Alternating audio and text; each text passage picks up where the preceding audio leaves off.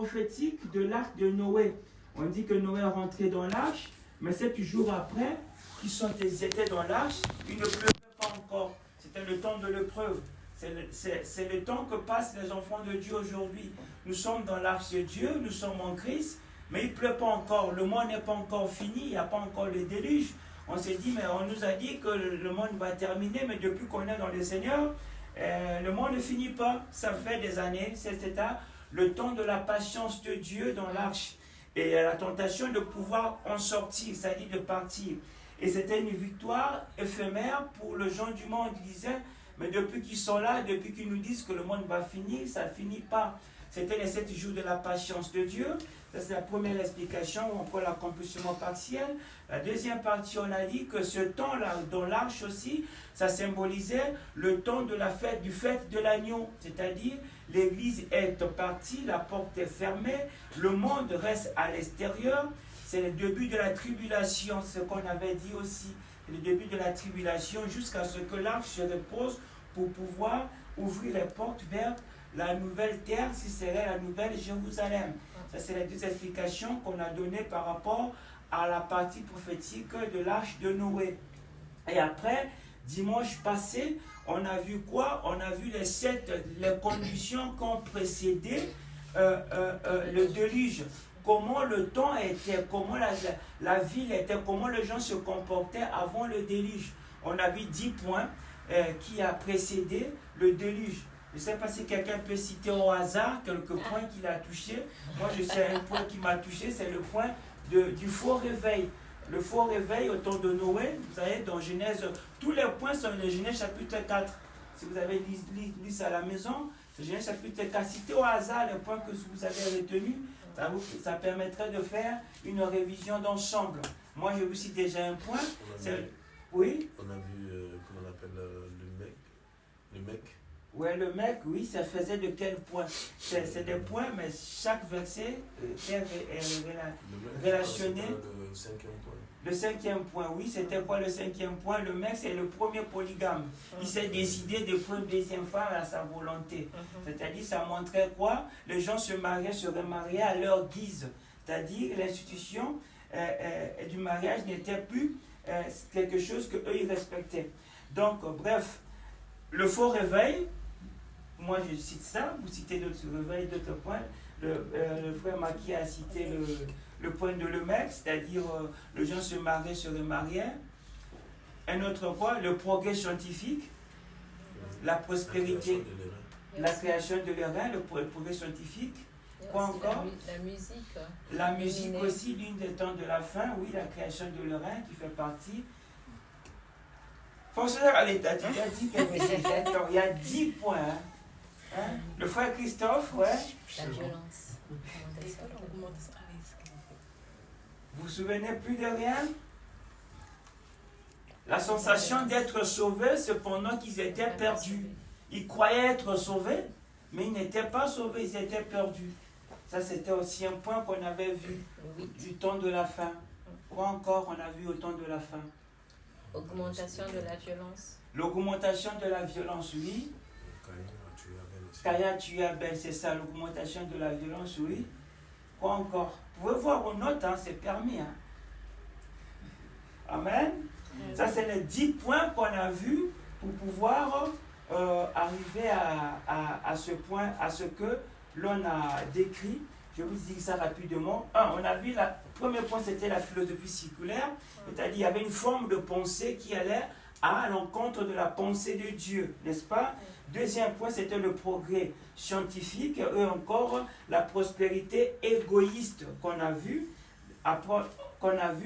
Et troisième point, c'était quoi? La panique soudaine. C'est-à-dire, soudain, c'était la panique qui commença. Pendant qu'eux disaient, quand le monde va dire paix et prospérité, soudain vient là, la panique. Et le chaos. Et le chaos, c'était ça. Après, on a vu quoi? On a vu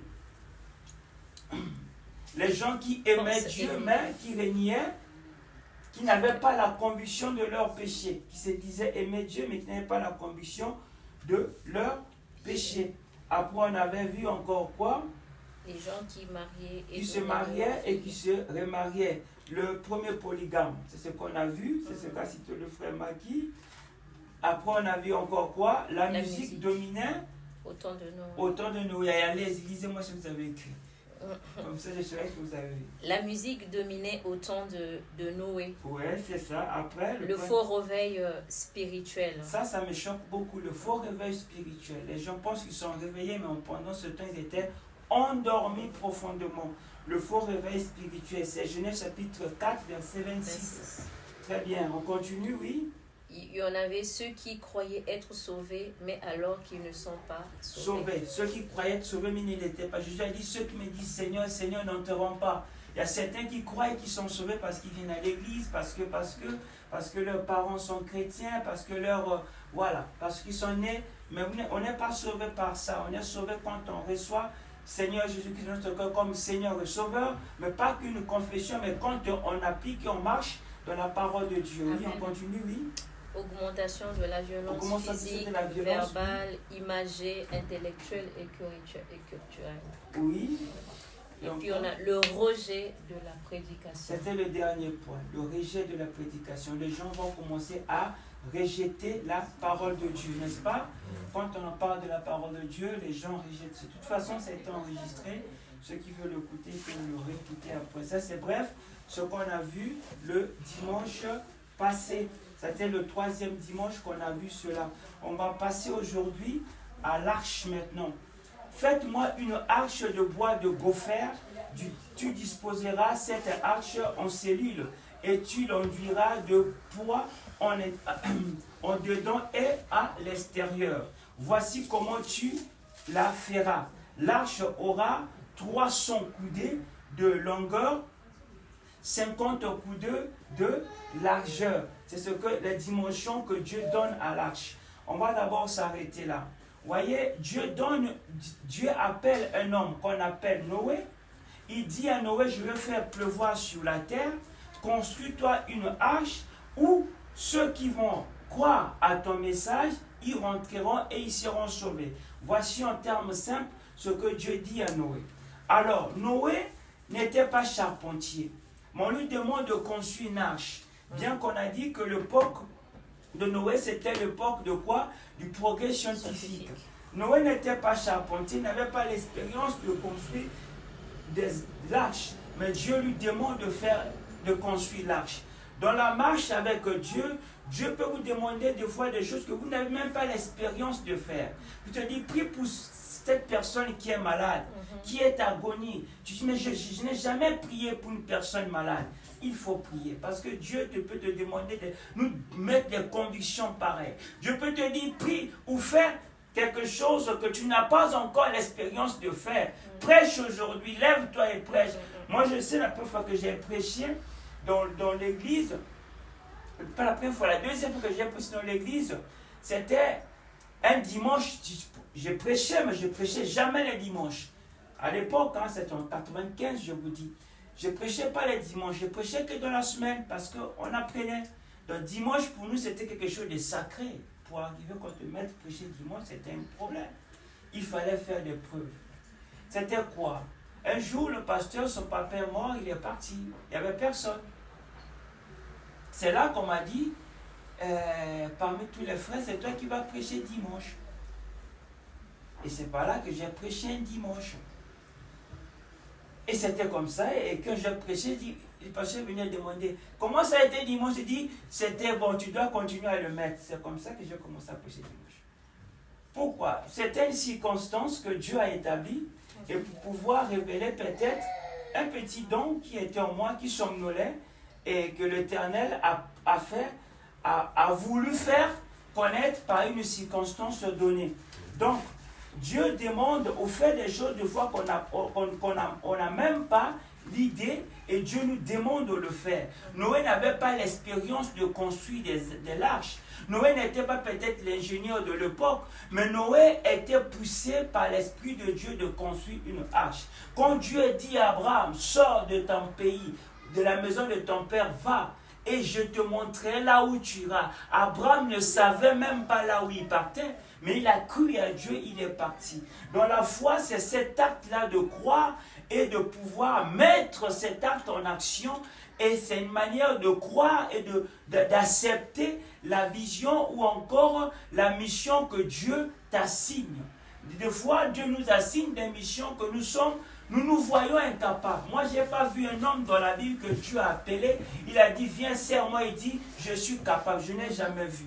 Tout cela que Dieu appelle, il se dit, je suis incapable. Dieu appelle l'autre, il dit, je ne peux pas. Il montre, je suis le plus petit de ma famille. Donc, il n'y a personne que Dieu a appelé, il se dit, moi, oui Seigneur, je suis capable, je vais le faire. Tout le monde que Dieu appelle, ils se sentent toujours incapables, imparfaits, incompétents, ils ne peuvent rien. Mais Dieu dit, mais c'est toi que j'ai choisi. C'est comme ça. Donc, dans l'œuvre de Dieu, c'est ça. Dieu appelle des gens qui n'ont pas peut-être des préparations que les hommes peuvent attendre. Mais Dieu veut eux-mêmes, lui-même les former. Il suffit que ces hommes acceptent. Amen. Noé n'était pas charpentier, mais dès qu'il a commencé à travailler, moi je crois que Dieu a commencé à l'inspirer. Ce qu'il fallait faire. Il fallait mettre un clou par là, il fallait faire ceci, il fallait faire cela. C'est en répondant à la mission, en répondant à l'appel, que Dieu commence à pouvoir vous enseigner. Et cela, ça veut dire quoi? Quand vous ne connaissez pas ce que Dieu veut que vous fassiez, ça vous oblige à être dépendant de lui. Amen. Parce que vous ne savez pas ce qu'il faut faire après. Donc vous dépendez de lui parce que c'est lui qui a des plans. Vous savez, Noé donne à Dieu les dimensions. Les dimensions d'une œuvre, c'est Dieu qui l'établit. Ce n'est pas nous qui l'établissons. Si Dieu dit que cette œuvre sera dans toute la France, ça sera dans toute la France. Il suffit que de Noé que Dieu va choisir qu'ils acceptent de pouvoir avancer, de pouvoir travailler, de ne pas dire que je suis incompétent, je suis insuffisant, non, de pouvoir dire, mais voici Seigneur, que dois-je faire? Cette attitude d'accepter l'appel de Dieu et d'accepter la mission de Dieu sans pourtant avoir l'expérience nous pousse, à la dépendance avec Dieu. Amen. Nous allons dépendre 100% que de lui parce que c'est lui qui connaît ce qu'il va faire. Vous savez, l'arche avait pour longueur, quand on mesure des coudées, avait pour longueur 137 mètres de longueur et il y avait 45 mètres de largeur et 14 mètres de hauteur. Je répète, les coudées, l'on traduit, on convertit directement en mètres pour ne pas... Ça avait 137 mètres environ de longueur. Ça, c'est l'arche de Noé. Et 45 mètres de largeur, ça veut dire quoi? La largeur du stade de foot, comme vous voyez. 45 mètres de largeur et 14 mètres d'auteur. Et à l'intérieur, il y avait 3 compartiments. Il n'y avait qu'une porte et une fenêtre. Vous savez, les fenêtres des hommes, c'est sur les côtés. Mais les fenêtres de l'arche, c'était vers le haut. Et la porte était sur le côté. Ça, c'était la construction simple de l'arche de Noé. Noé a conçu cette arche sans expérience, mais cette arche a résisté aux tempêtes plus que le Titanic qui a été conçu par les ingénieurs de notre époque.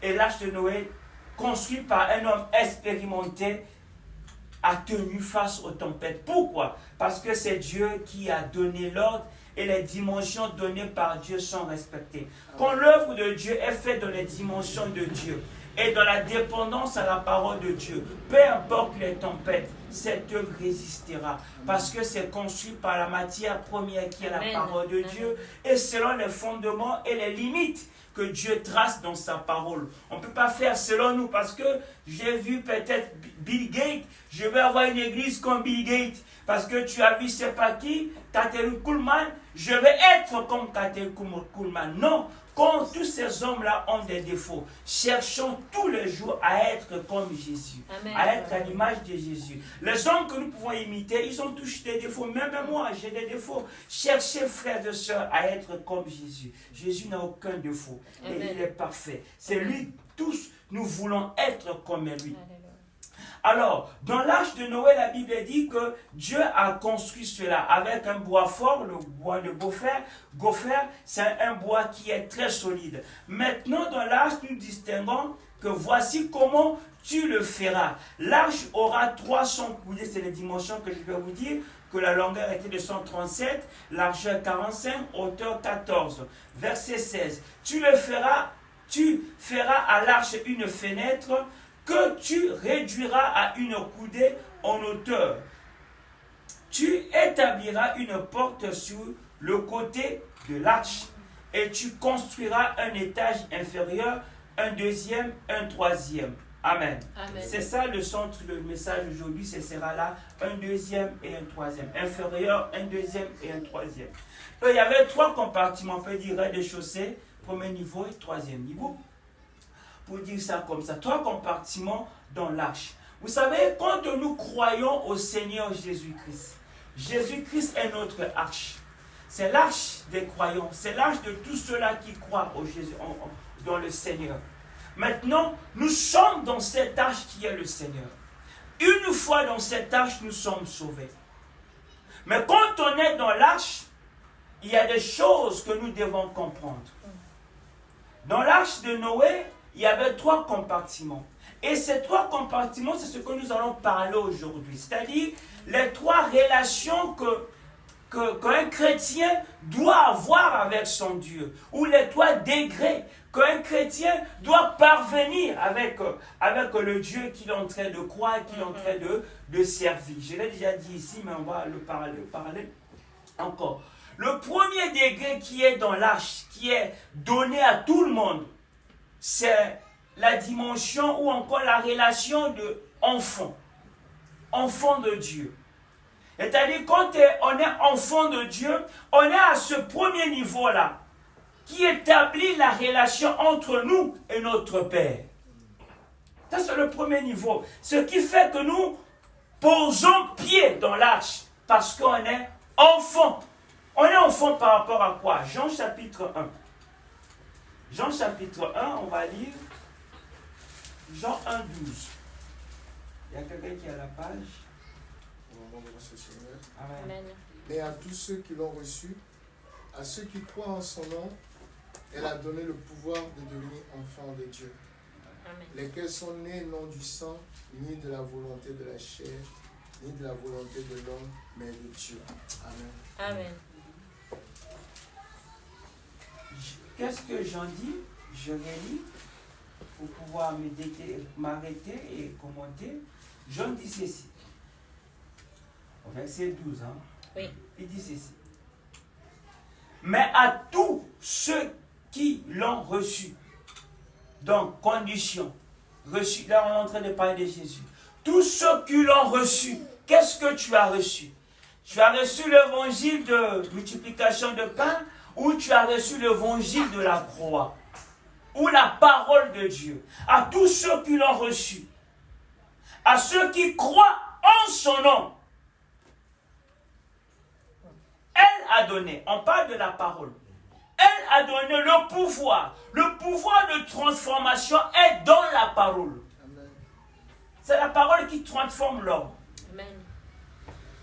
Elle a donné le pouvoir de devenir, ça veut dire on est créateur, on est créature. Aussi longtemps qu'on n'a pas Jésus, on n'est que des simples créatures, perdues. Créés par Dieu mais perdus à cause de notre insoumission à la volonté de Dieu depuis le temps d'Adam. On est pécheurs. De devenir enfant de Dieu.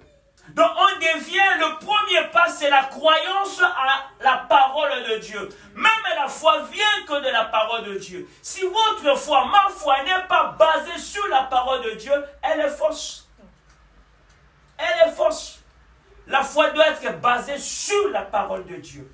Donc cette parole donne le pouvoir de devenir enfant de Dieu, lesquels sont nés, non de la volonté de la chair, non de la volonté des pasteurs, non de la volonté des frères et sœurs, non de la volonté de la famille, non de la volonté des hommes ou de l'institution, non. Non de la volonté de l'homme, mais de Dieu. De la volonté de Dieu. Vous savez, ceux qui naissent 2 fois mourront une seule fois.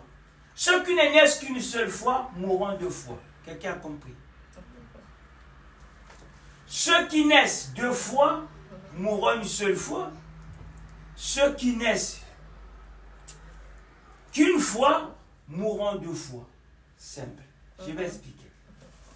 Nous naissons. comme on est né. Mais si on n'est pas de nouveau, comme Dieu avait dit à Nicodème, nous mourrons 2 fois. Ça veut dire que les pécheurs qui n'ont pas connu Jésus vont mourir 2 fois. D'abord, la mort physique va les arriver. Après quoi? La mort éternelle. Mais ceux qui sont nés 2 fois mourront qu'une seule fois, physiquement. Spirituellement, ils ne mourront pas. Amen. Vous choisissez. Vous voulez naître pour une 2e fois, pour mourir une seule fois, ou vous voulez naître qu'une fois et mourir 2 fois? Moi, je choisis, et je l'ai déjà choisi, de naître 2 fois. Amen. C'est par là que la Bible dit, si quelqu'un est en Christ, il est une nouvelle créature. Les choses anciennes sont passées, et voici toutes choses sont devenues nouvelles. C'est-à-dire en Christ. Cette naissance, c'est en Christ. C'est pas à l'extérieur. Et cette naissance en Christ fait de nous enfants. Nous donne accès à l'arche, mais au premier niveau. On rentre dans l'immeuble, on reste au rez-de-chaussée. On est protégé par les intempéries, on est protégé partout, mais on est au rez-de-chaussée.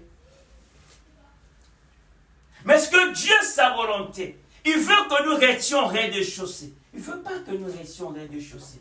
Il ne veut pas que nous venions au Seigneur, nous restions qu'enfants. Dieu veut que nous puissions grandir, que nous atteignions la maturité, que nous grandissions dans le Seigneur. Oui, on est sauvé. Une fois dans l'arche, tout le monde, on est sauvé. Mais nous voulons grandir. On va lire encore 1 Corinthiens chapitre 3. Je crois que je l'ai lu la fois dernière. 1 Corinthiens chapitre 3, du parti du premier verset. Jusqu'au verset 2, je vais lire. Pour moi, frère, ce n'est pas comme à des hommes spirituels que j'ai pu vous parler, mais comme à des hommes charnels, comme à des enfants en Christ.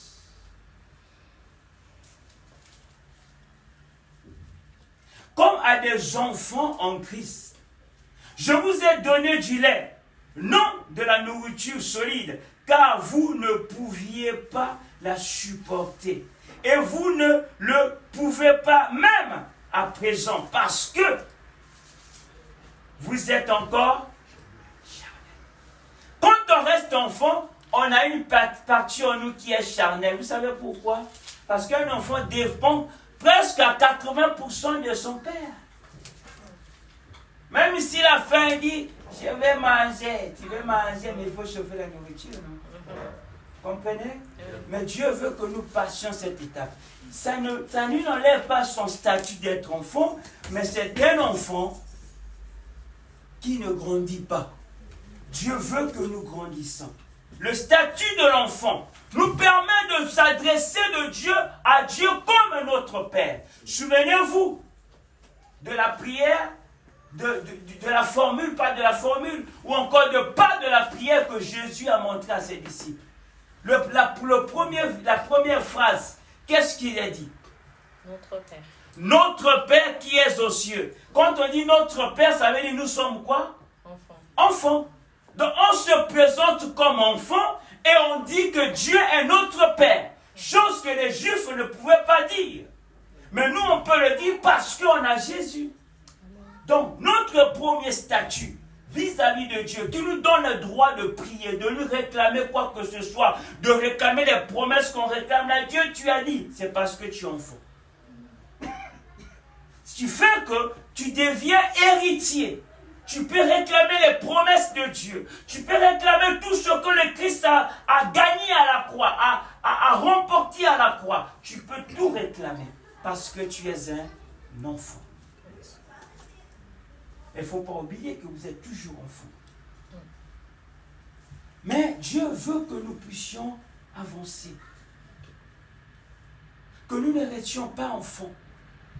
Qui met son enfant au monde, qui veut que cet enfant reste toujours un enfant? Personne. Il veut que cet enfant puisse grandir. Jésus a dit ceci à Pierre. Pierre, une fois que tu seras affermi, tu affermiras tes frères. Une fois que tu seras mature, tu seras grand, tu comprendras l'évangile, tu comprendras le pourquoi tu es là, le pourquoi j'ai fait ce sacrifice de venir jusqu'ici, de tout abandonner, le pourquoi que j'ai voulu que vous veniez ici en Europe, vous pouvez naître ici. Il y a des enfants qui ne comprennent même pas ça. Pourquoi vous devez naître ici? Est-ce que vous comprenez ce privilège? Et qui n'en profitent même pas.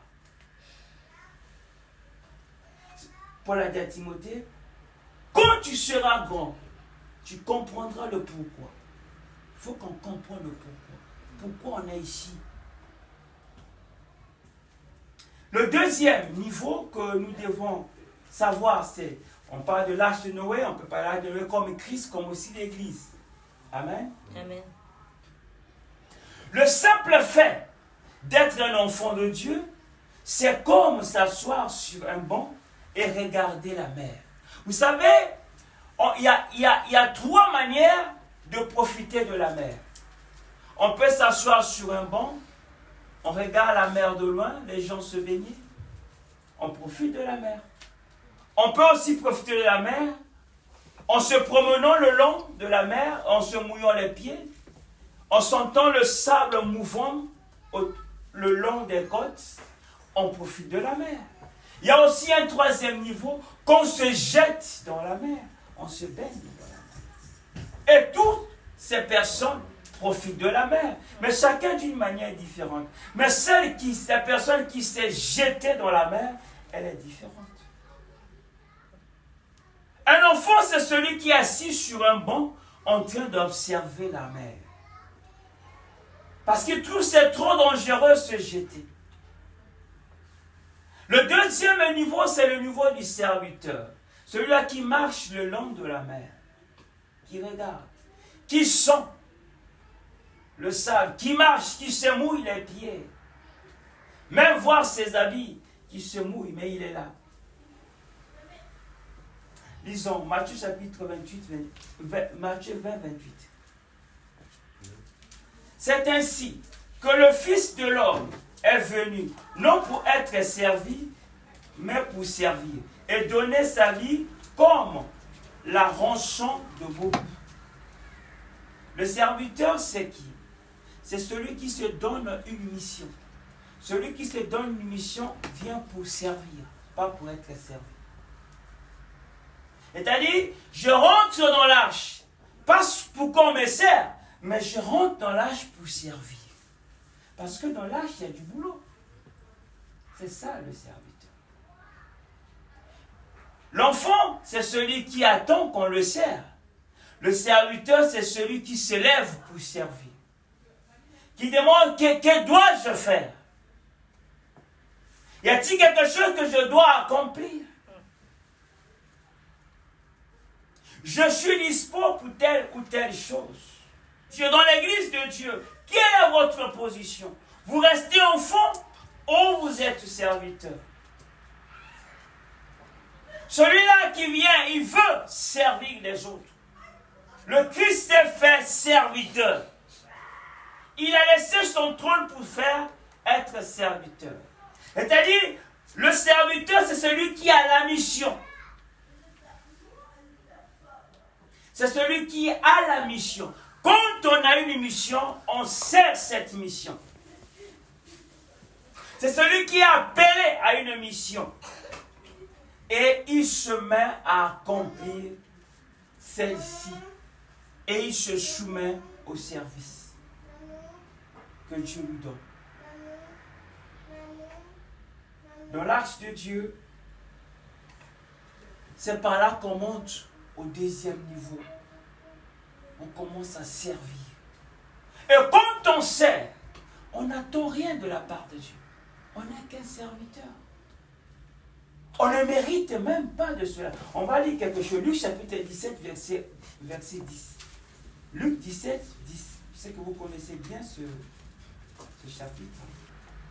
Vous de même, quand vous avez fait tout ce qui vous a été ordonné, dites, nous sommes des serviteurs inutiles, nous avons fait ce que nous devions faire. Ça, c'est qui parle? Le Seigneur. Je répète, ça, beaucoup n'aiment pas ça. Vous de même, c'est Jésus qui leur dit. Bon, je vais commencer le verset comme ça vous comprenez l'histoire bien. Qui de vous, ayant un serviteur qui laboure ou fait les troupeaux, lui dira, comme il revient des champs, approche vite et mets-toi à table. Ne lui dira-t-il pas, au contraire, prépare-moi à souper, ceins-toi et sers-moi, jusqu'à ce que j'ai mangé et bu. Après cela, toi tu mangeras et boiras. Doit-il de la reconnaissance à ce serviteur parce qu'il a fait ce qu'il lui était ordonné? Vous comprenez bien la question. Vous de même, ça c'est une comparaison. Il dit ce que les hommes font. Maintenant, il prend cet exemple, il dit, vous les mêmes, vous mes serviteurs, vous qui m'aimez, vous de même, quand vous avez fait tout ce qui vous a été ordonné. Qu'est-ce qui vous a été ordonné? Dites, c'est-à-dire, votre pensée, pensez en vous-même. Nous sommes des serviteurs inutiles. Clément est un serviteur inutile. Nous n'avons fait ce que nous devrions faire. Si je prêche, je fais que ce qu'on m'a demandé de faire. Ce n'est pas quelque chose, je dois me glorifier ni réclamer à vous ni à qui que ce soit. C'est pour cela que j'ai été fait serviteur. Sinon, à quoi bon je suis serviteur? Si tu as intercédé, tu as fait que ce qu'on t'avait demandé de faire par le maître. Tu n'as rien à attendre. Ni des remerciements des hommes, ni de qui que ce soit, sinon que de la part de Dieu. Si vous commencez comme serviteur à attendre les remerciements de la part des hommes, vous allez servir toute votre vie frustré. Parce que l'homme ne te remerciera jamais. Regarde celui qui t'a appelé, à qui tu sers, à qui tu prêches, à qui tu intercèdes. Celui qui t'a appelé, c'est lui qui te remerciera au ciel. Amen. Amen. Ça, c'est ce qui est suprême. C'est ce qu'on doit considérer comme serviteur. Quand on sert avec cette attitude, on aura toujours l'attitude de gratitude devant Dieu. Et on ne verra jamais les commentaires des hommes. On verra celui qui t'a appelé. Qui t'a appelé? C'est Dieu. Pourquoi attends-tu les remerciements des hommes qui te remercient? Regarde à celui qui t'a appelé. C'est ça la maturité. Sinon vous serez toujours frustré toute la vie. Moi j'ai fait ça, il ne m'a même pas dit ça. Moi j'ai fait ceci, ils ne m'ont jamais dit ça. Moi, tu sers qui? Dieu ou les hommes? Nous les hommes on est beaucoup ingrats, mais Dieu est fidèle. Regardons au Seigneur, celui qui vous a appelé. Je sais que ce que je dis c'est dur, mais je préfère vous montrer l'évangile dans le moment le plus dur, que vous le montrez basiquement. Quand vous rencontrez le plus dur, vous serez choqué. Amen. Amen. Quand un enfant est préparé à la maison, quand il sort à l'extérieur, vous savez, l'enfant qui révise en classe, pour lui, c'est encore une autre révision. J'ai déjà vu ça. Comprenez? C'est pareil avec l'évangile. Quand on est préparé, quand les circonstances arrivent, dit, j'ai déjà entendu parler de ça. On n'est pas sûr. C'est ça le serviteur. Le serviteur, c'est celui qui sert, qui n'attend rien. Et son service est un acte de reconnaissance vis-à-vis de Dieu. Ce n'est pas pour l'argent qu'on est là. Ce n'est pas pour les honneurs qu'on est là.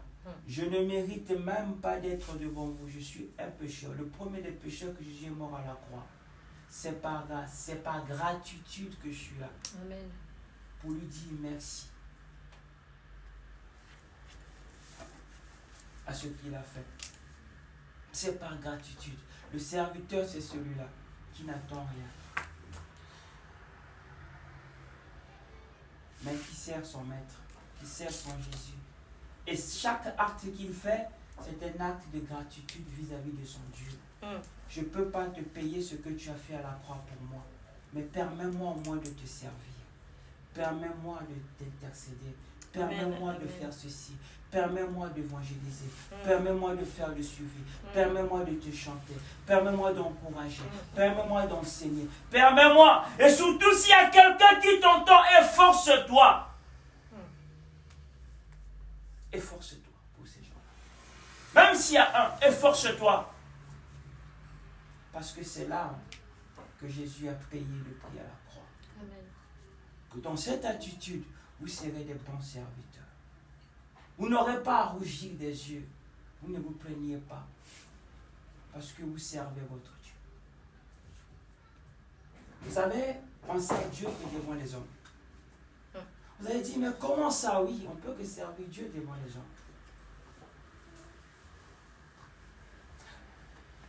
Matthieu chapitre 24 toujours. Quand Jésus a dit, il a mis les brebis, une partie à droite, une partie à gauche. Il a dit, ceux-là, quand j'avais faim, ils m'ont donné à manger. J'étais nu, ils m'ont vêtu. Et d'autres ont réclamé, Seigneur, quand avons-nous vu avoir faim? Toutes les fois que vous le faites à l'un de mes petits, c'est-à-dire à l'un de ceux qui croient en mon nom, c'est à moi que vous faites. Vous comprenez? Toutes les fois. Toutes les fois que vous intercédez pour les enfants de Dieu, pour l'avancement du royaume, vous participez de diverses manières pour l'avancement du royaume. Ce n'est pas pour ces personnes-là que vous les faisiez. Vous les faites. Vous êtes en train de le faire pour Dieu. C'est cette conscience qu'on doit avoir. Je ne fais pas pour celui-là, mais c'est pour Dieu. Jésus a dit, toutes les fois que vous les faites, à l'un de ceux qui croient en mon nom, c'est à moi. Il dit, mais je ne t'ai pas vu. Moi, j'avais vu le frère Intel, j'avais vu la sœur Intel, oui. Si tu fais en regardant l'homme, tu satisfais ton ego. Mais si tu fais en regardant à la croix, tu accomplis ta foi. C'est deux choses différentes. Hein? C'est deux choses différentes. C'est deux choses différentes. C'est par là, tout ce qu'on fait, on doit regarder où c'est? À Dieu. On doit regarder vers le ciel. Il y a ce qu'on appelle la foi naturelle et la foi surnaturelle. La foi naturelle, des fois, on ne sait pas qu'on est en train de l'appliquer. C'est que tout le monde a. On me dit ça va aller, ça va aller, ça va aller, ça va aller. Et la foi surnaturelle, on est conscient qu'on est en train de l'appliquer. Amen. On est conscient qu'on a un acte de foi. On est conscient de cette application. C'est ça. Si tu travailles sans foi, c'est-à-dire si tu es en train de travailler, soit pour Dieu, sans foi, c'est une présomption. Ça, ce n'est pas la foi. Si tu travailles pour Dieu sans la foi, c'est une présomption. Et si tu as la foi, mais il n'y a pas des œuvres, c'est une prétention.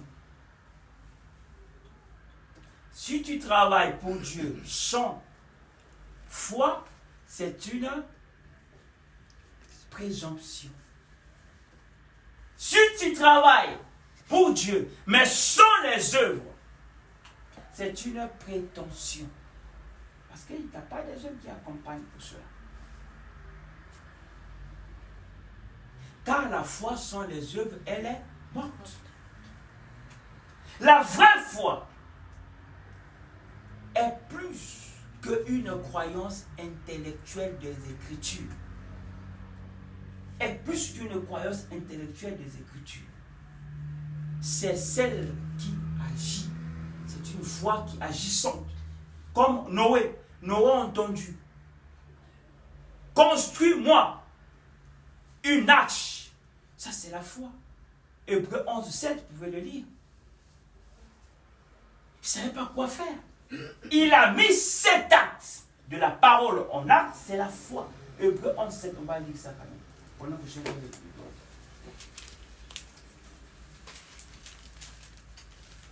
C'est cette foi-là qu'on doit voir. C'est pas ce que tu manges qui te donne de l'énergie. C'est ce que tu digères. C'est ça qui te donne de l'énergie. Vous mangez beaucoup. Mais si ces choses que vous mangez n'ont pas d'énergie, vous n'aurez pas la force suffisante. Ce n'est pas ce que tu manges, mais ce que tu digères qui te donne la force dans la vie. Ce n'est pas ce que tu gagnes qui te fait quelque chose, mais c'est ce que tu économises qui te rend riche. Tu peux gagner des millions, mais si tu n'arrives pas à gérer cela, c'est zéro. C'est pareil dans la foi. C'est pareil dans la foi. Ce n'est pas ce que tu lis qui te fait intelligent, mais c'est ce que tu t'en souviens de tes lectures qui fait de toi un homme, une femme préparée. Tu peux lire la bibliothèque entière, mais tu t'en souviens de rien, même le titre du livre. C'est ce que tu t'en souviens de tes lectures qui fait de toi un homme, une femme préparée. Quelqu'un dans Hébreu? Hébreu 11, 7. Je le nom Seigneur. Nous rendons grâce à Dieu. C'est par la foi que Noé, divinement averti des choses qu'on ne voyait pas encore, et saisi d'une crainte respectueuse, construisit une arche pour sauver sa famille. C'est par elle qu'il condamna le monde. Amen. Et devint héritier de la justice qui s'obtient par la foi. Ouais. Amen. Amen. Amen. C'était quoi? Des choses qu'il ne voyait pas encore. Mais Noé s'est mis en action. Croire, c'est mettre en action ce que l'on a cru. Ce n'est pas, je crois intellectuellement, non. Il faut mettre en action la parole qu'on a crue. Noé a dit, bon, je vais croire, les dimensions sont là, il prend sa machette, il rentre dans la forêt, il commence à couper. Vous croyez, si nous croyons que Dieu va revenir et sur cette terre, il y a encore des hommes à sauver, je vous encourage, chacun qui prenne sa machette, pas pour aller faire le génocide rwandais, prend sa machette, c'est-à-dire prend son don, ces capacités spirituelles que Dieu lui a données, qui se mettent à l'œuvre. Que nous construisons tous cette arche. Même si on est enfant, même si on est serviteur, mais qu'on construise cela pour pouvoir sauver des millions. Dieu a encore des hommes à sauver dans cette ville. Amen. Si vous croyez que dans Grenoble, dans la France, dans le monde, Dieu a encore des hommes, mais il faut que nous construisons l'arche, là où ces gens viendront pour être édifiés, là où ils peuvent être sauvés. Il faut que nous préparions une place pour eux. Si nous croyons en cela, nous devons nous mettre au travail. Amen. Pour pouvoir construire l'arche de Dieu. La Bible dit Noé avec crainte. Des fois, les gens disent que non, votre évangile est basé sur la crainte. L'évangile n'est pas basé sur la crainte. L'évangile est basé sur l'amour de la croix. Amen. La crainte de Dieu, c'est le résultat qu'a eu Noé vis-à-vis de la parole. Amen. Comme il croit cette parole, il a eu crainte que ce que Dieu a dit va s'accomplir. Il faut que je puisse exécuter. La crainte de Dieu est l'expression de la puissance, de la sainteté et de la justice de Dieu. Amen. Quand on craint Dieu, parce qu'on croit à la puissance, à la sainteté et à la justice de Dieu, ça nous mène à une sainteté interne et personnelle.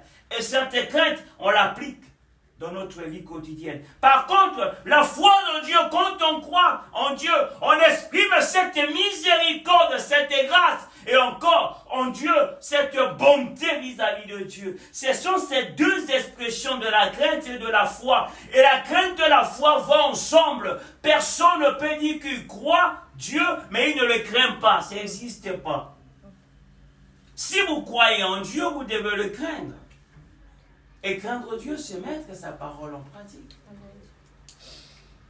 Le troisième point que je n'ai pas dit, c'est pas, on n'est pas bon par rapport à ce que l'on prêche, l'on dit, mais sinon c'est que l'on pratique. Et tout cela, Noé l'a compris. Et Noé a mis en pratique ces paroles pour pouvoir arriver à cela. Le troisième point, on va terminer. Niveau 3, on a vu quoi? 2 niveaux déjà? D'accord. Niveau 3, ami de Dieu. Le serviteur a une mission à accomplir, mais ce n'est pas rien de plus qu'un serviteur inutile, car il a fait ce qu'il avait à faire. C'est pourquoi Jésus nous invite à un autre niveau, celui de l'intimité, pour que toutes les choses qu'il entend du Père, il nous les fasse connaître. Quand on est serviteur, on n'est que serviteur inutile. Et on doit l'être. Et on est content le serviteur du grand roi. Mais Dieu, par son amour, il ne veut pas que nous restions serviteurs. Il veut que nous soyons ses amis. Jean chapitre 15, versets 14 à 16. On va aller vite, on va bientôt terminer. Jean 15.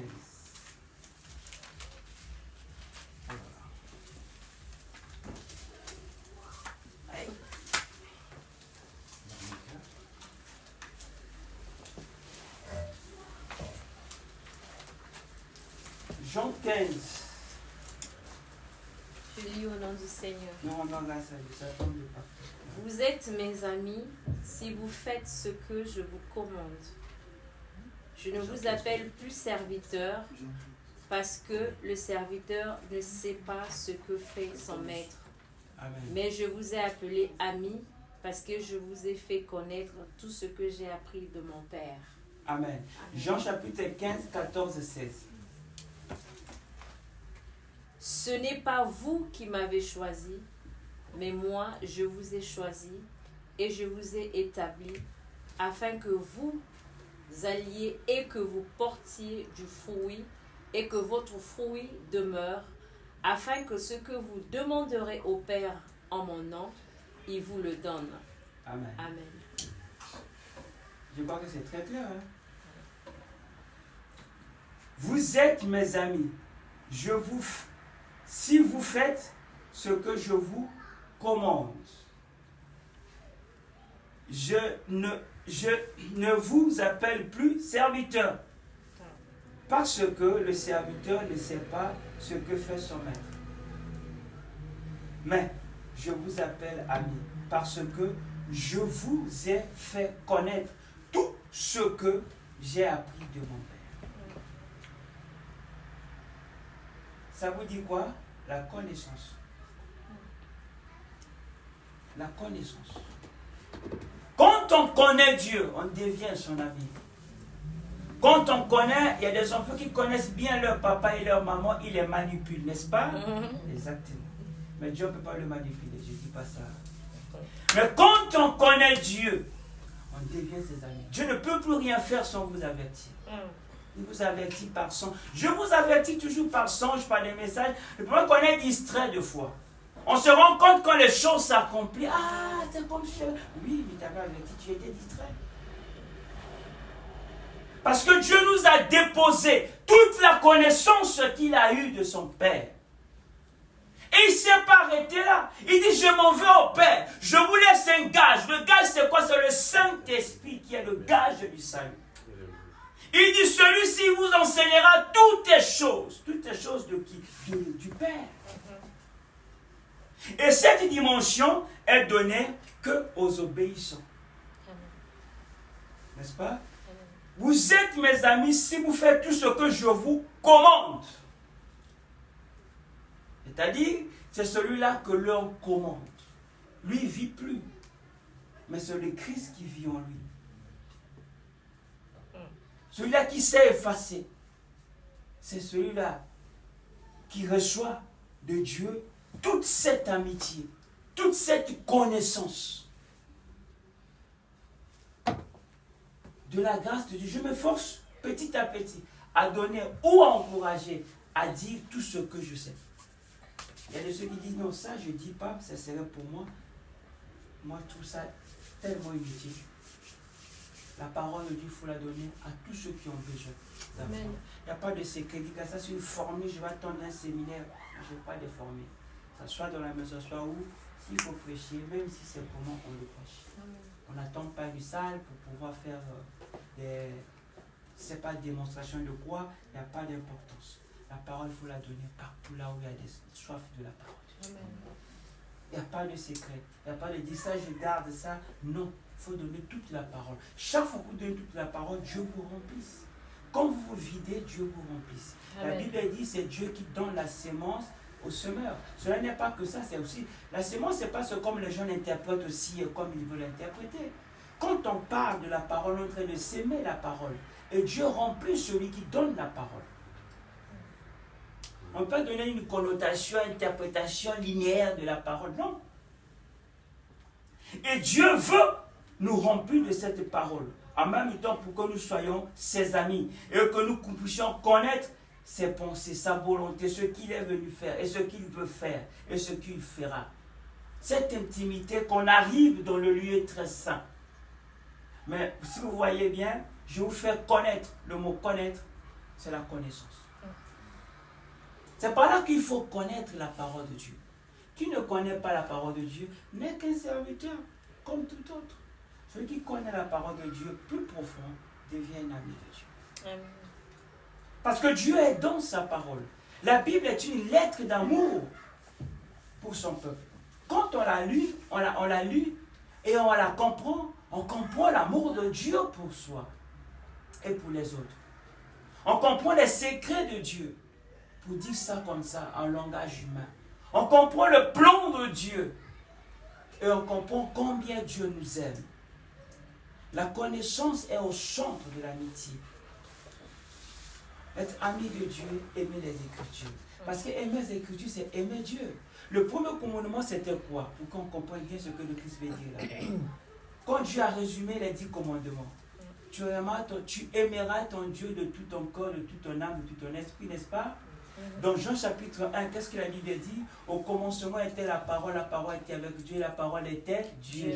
Et Dieu nous parle de connaissance. La connaissance, c'est encore quoi? C'est la parole. Quand Christ est au centre de tout, on le connaît, on croit en lui. Mais est-ce qu'on le connaît? Quelqu'un dit, bon, moi je vis à Grenoble. Est-ce que tu connais Grenoble? Tu connais Grenoble? Non. Voilà. Mais je vis à Grenoble. Tu vis en Christ. Est-ce que tu connais le Christ? Dieu veut qu'on puisse connaître. Comme les gens connaissent les champs rouges, Autron, tous les lieux de loisirs, oui, vous connaissez, oui, je le sais bien. Mais il faut connaître Grenoble, connaître son histoire. Et la Bible, c'est pareil. On vit dans le Seigneur, il faut qu'on connaisse le Seigneur. C'est par là que la parole de Dieu doit être au centre de tout.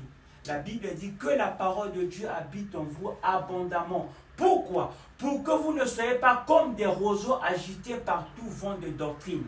On dit que là-bas, on commence à mettre le miel pour être sauvé. Vous allez vous mener le miel. Ce n'est plus le miel. Ici, on n'impose plus les mains, on impose les pieds. Vous venez, on vous impose les pieds. Pourquoi? Parce que vous n'avez pas la parole. Parce qu'on manipule nos nécessités, nos besoins, nos manquements, Quand quelqu'un qui a la parole, il saura dire non. Parce que ce n'est pas écrit comme ça dans la Bible. Amen. On dit non, peu importe que vous crachez le feu là. Je crois que vous crachez votre feu. Mais ce que vous dites, ce n'est pas ce que Dieu a dit. Il faut que nous connaissions la parole pour mettre fin à certaines dérives, à certaines erreurs. C'est par là que la parole, on insiste ici par les enseignements. Pour que tous nous puissions connaître. Je ne connais pas aussi assez, mais le peu. Mais chaque fois qu'on videra ce que Dieu va nous donner. Amen. Je crois que Dieu va nous Amen. donner. Mais dans l'arche de Noé, il n'y avait qu'une seule porte. Jean chapitre 10, verset 7. Jésus-Christ est la porte des brebis. Il n'y a pas une autre porte. Le monde dit tout chemin mène à Rome. Mais tout chemin ne mène pas au ciel. Le seul chemin qui mène au ciel, c'est Jésus-Christ. Il dit, je suis le chemin, la vérité et la vie. Jean 17, je ne me suis pas trompé, je ne l'ai pas. C'est à la page, hein? Je vais lire. Jean 10, verset 7. 7. Ouais. Jésus leur... Oui, allez-y. Jésus leur dit encore, en vérité, je vous le dis, je suis la porte des brebis. Voilà. Je suis la porte des enfants. Si quelqu'un veut aller au Père, il n'y a pas d'autre porte. Yes. La seule porte, c'est Jésus-Christ de Nazareth. Amen. C'est pas un prophète, un pasteur, c'est pas lui, c'est pas je sais pas quoi, c'est pas le sel. Il y a un arnaque qui se passe maintenant au pays. Il dit, tu veux que je prie pour toi? On va donner les dons aux orphelinats. Il faut que tu envoies 7 sacs de riz, 4 sacs de sel. Mais comme tu sais, tu ne veux pas envoyer les sacs de riz par avion, tu vas envoyer ça L'espèce. en argent. Mais il faut voir si ça arrive aux orphelins. Ça veut dire quoi? Il faut ce sacrifice pour que Jésus, ça c'est l'insulte à la croix. C'est comme si le sacrifice de la croix n'était pas suffisant. Il fallait le compléter par 2 sacs de riz et 1 kilo de sel. Et vous dites Amen. Ça c'est l'insulte à la croix. Tous ceux qui sont venus remercier le Seigneur, c'était après, c'était pas avant. Comment on vous demande des choses avant même? Et vous dites Amen, Alléluia. Tout c'était après. Vous avez vu quelqu'un qui est venu donner... C'était après. Après que Jésus a fait son miracle, tout il est venu remercier. C'était après, pas avant. Mais on vous place les charrues après les bœufs, vous dites aussi Amen. Ça c'est une arnaque bien rodée. Hein. Quand tu entends le mot orphelin, tu dis, ouh, je vais les aider. Mais après, ça n'arrive pas, mon frère. Et comme si tu garantissais les résultats. Après, ils ont encore un autre truc à la fin. Quand ça ne marche pas, c'est toi le coupable. Tu n'as pas bien marché avec Dieu. Je vois que tu étais un pas devant, un pas derrière. Bref, connaissons la parole de Dieu. Il n'y a qu'une seule porte qui est Jésus. Amen. Quand on est dans le Seigneur, nos 5 sens meurent. On n'a qu'un seul sens qui reste. C'est quoi? La foi. Amen. Le chrétien ne marche plus par la vue, par les sensations, par les émotions, par le toucher, parce que j'ai senti quelque chose. Non, non, non, non. Le chrétien marche par la foi. C'est la fenêtre qui est au-dessus de l'arche. On ne regarde que vers le ciel. On ne regarde plus sur le côté. On n'a qu'un seul issue, le ciel, Jésus. David a dit, je lève mes yeux vers la montagne. D'où me viendra le secours? Le secours me vient de l'Éternel. Ne lève pas tes yeux vers la prophétie, ni vers les sorciers, ni les magiciens. Ne lève pas tes yeux vers les marabouts. Ne lève pas tes yeux vers l'huile. Lève tes yeux vers l'Éternel. Amen. Le Créateur du ciel et de la terre. Ne lève pas aussi tes yeux vers tes diplômes. Lève tes yeux vers l'Éternel. Ne lève pas tes yeux vers tes enfants. Lève tes yeux vers l'Éternel. Je disais, j'ai eu des enfants, ils vont m'aider. Lève tes yeux d'abord vers l'Éternel. Si Dieu ne les touche pas, ils ne pourront rien faire. Il faut que Dieu les touche. Il faut que Dieu les touche. Dans ce monde d'aujourd'hui, là, ils vont te laisser là-bas. Il faut que Dieu les touche. Quand tes yeux sont là-bas, Dieu s'en charge de toucher tout le monde. Amen. Toi, tu lèves les yeux là-bas, Dieu s'en charge de toucher tout le monde. Même les oiseaux migrateurs viendront pour accomplir la volonté de Dieu. Yes. Amen. Amen. Je pense que je n'étais pas trop violent. On va s'arrêter là. Donc, vous regardez, vous êtes dans quelle dimension, mais moi, ce que je veux, ne soyez pas enfants. Soyez des serviteurs. Et des serviteurs inutiles. Approfondissez de la connaissance pour devenir amis. Que Amen. Dieu vous bénisse. Amen.